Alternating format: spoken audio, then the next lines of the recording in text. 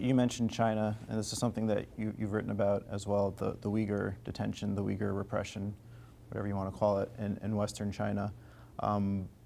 There could be 1 million people in what some people are calling concentration camps in Western China. And you've written that Germany has a responsibility more than other nations to intervene, to do something about it. So what do you really mean? What should Germany be doing in this situation with China and the Uyghurs?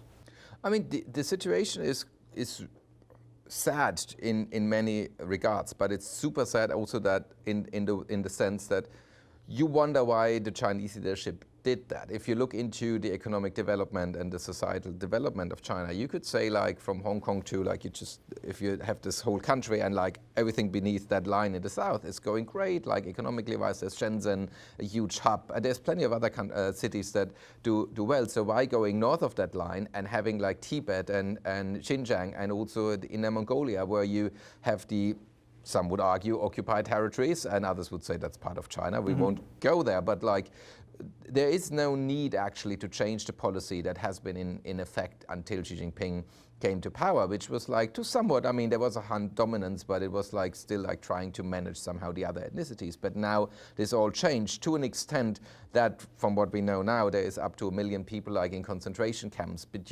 because of their, let's say, identity in ethnic and religious regards, if you will. And I think this is utterly shocking. And I guess when all the things came to happen in Tibet, like Europe and the United States were still kept in the aftermath of World War II, so we didn't really pay attention to that. But this cultural, some call it cultural genocide or whatever. I mean, the thing is, as a German, we know from detaining people and putting them into a camp for features of their character, that's not a long road to then just say, oh, why don't we extinguish them? And that's like maybe the Chinese do not plan to do that, but from the German perspective, we do know it's a short way. And also now, I think we are out of balance, like the advantages of dealing with a trading partner like China, such a big market, everybody's excited. The Germans are also excited, much more than the soybean exporting Americans. Like, we export like cars and machinery, like really, like that's what drives the export nation Germany.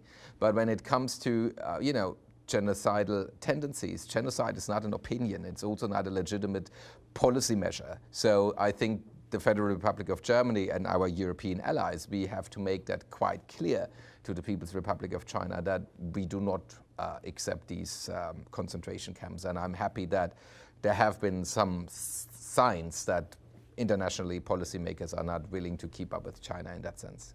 What are the signs that you've been seeing? Well, I mean, like earlier this year, there has been like China has been deploying another harsh wave of rhetoric towards Taiwan, and the German foreign minister and the British and the French one, if I'm not mistaken, they all made statements declaring that the People's Republic should soften their tone and rather try to work on a peaceful solution with Taiwan than war threats.